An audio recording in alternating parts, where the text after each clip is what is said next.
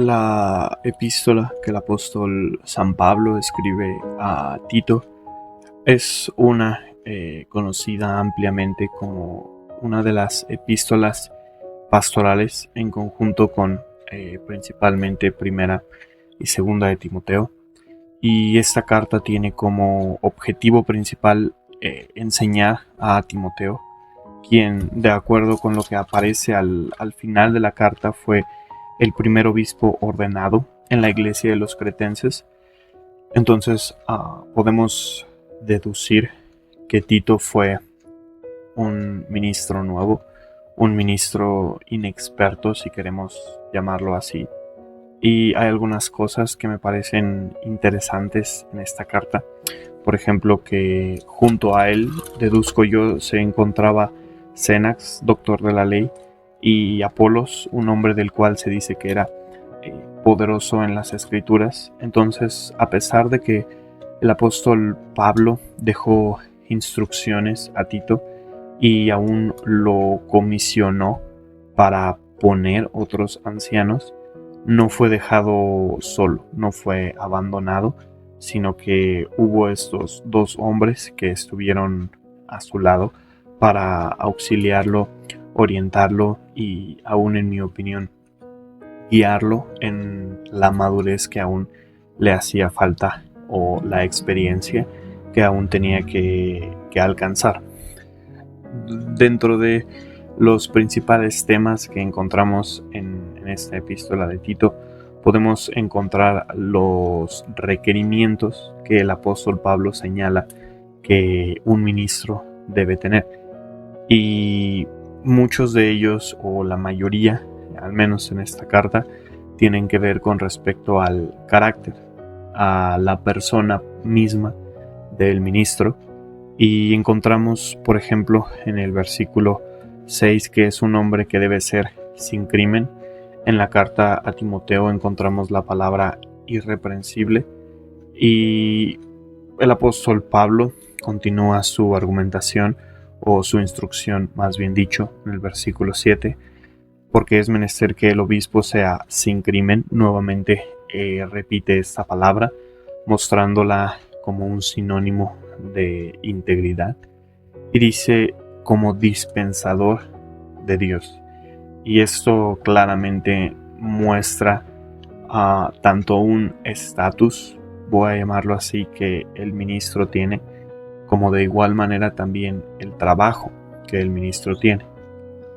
De un lado tenemos el estatus que el ministro debe tener, y este debe ser un estatus, si bien no podemos llamarlo de perfección, pero sí debe ser lo más acercado a esto.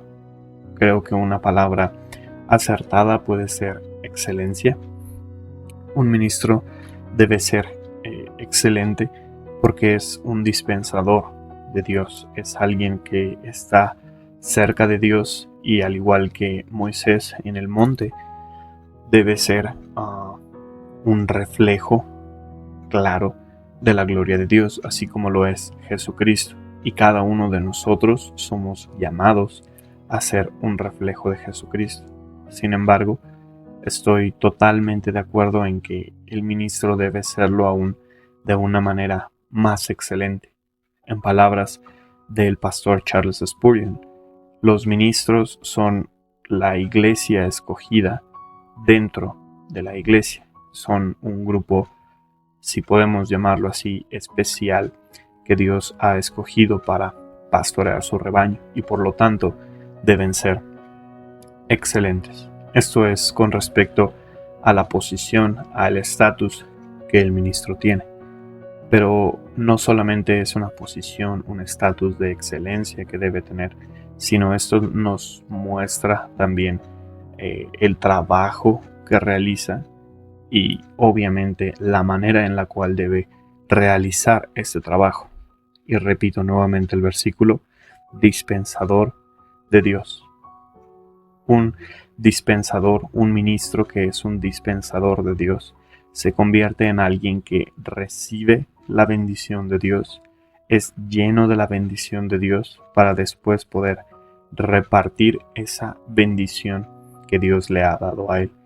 Y podemos ver esto, al menos en un ministro, de una manera espiritual por sobre otras características.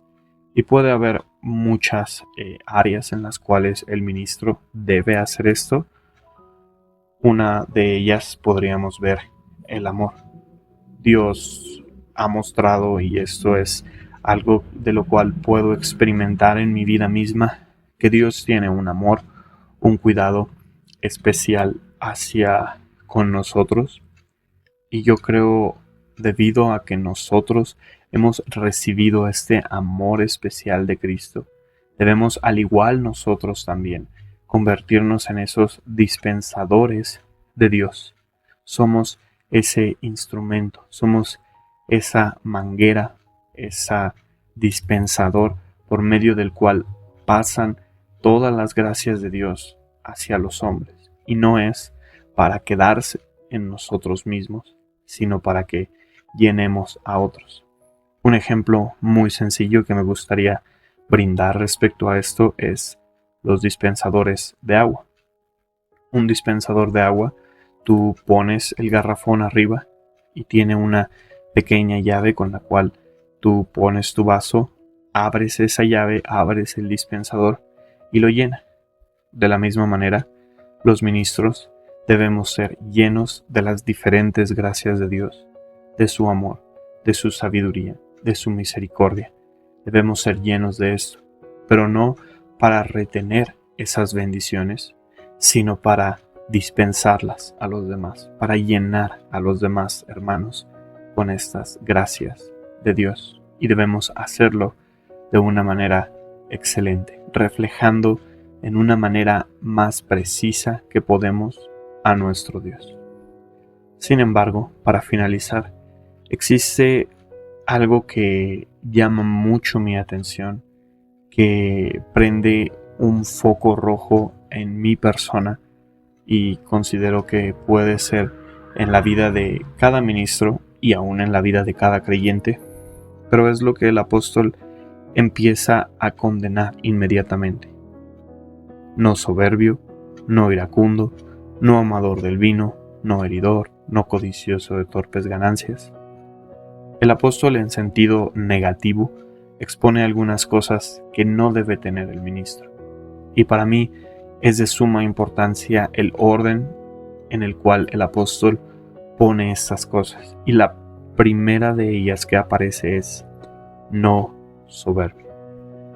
La soberbia es un pecado muy sutil con el cual debemos tener cuidado. La soberbia es un pecado que puede llegar y estar ahí y nosotros ni siquiera habernos dado cuenta que está ahí. Es un pecado que podemos justificar y es un pecado que es sumamente destructivo, al igual que todos. Pero considero, y basado en este orden que el apóstol Pablo presenta, considero que es un pecado el cual puede ser muy latente en la vida de los ministros. Y nuevamente regreso a estas dos partes. Primero, por su posición. Podemos subirnos a ese tabique de pensar que somos mejores que los demás, que tenemos un mejor estatus, que tenemos una mejor vida, y tantas cosas pueden subir a nuestra mente y alabarnos a nosotros mismos, pensar que somos mejores, pensar que hay algo especial en nosotros, cuando debemos reconocer que no es así, que todo lo que tenemos y aún lo que somos es por la gracia de Dios y obra del Espíritu Santo, porque Él es quien obra en nosotros el querer como el hacer por su buena voluntad. Y la segunda es que somos dispensadores, ese trabajo que debemos hacer. Dios nos llena de sus diferentes gracias y esto puede ensoberbecernos, pensar que somos mejores, que la bendición que recibimos de Dios es porque somos mejor a los demás. Recordemos, hermanos, que esta bendición que tenemos de Dios no es ni para nosotros mismos, ni por nosotros mismos. No es para que la almacenemos, es para que la demos a los demás. No es porque seamos mejores, es porque a Dios le ha placido usar vasos de barro para dispensar su gracia, su precioso evangelio. Así que, hermanos, cuidémonos de la soberbia. Seamos profundamente conscientes de este pecado. Roguemos, como el salmista dice, examíname, oh Dios, y muéstrame en qué te estoy fallando. Guárdame de la soberbia. Guárdame de este pecado tan desastroso, no solo para mí mismo, sino para aquellos a quienes ministro.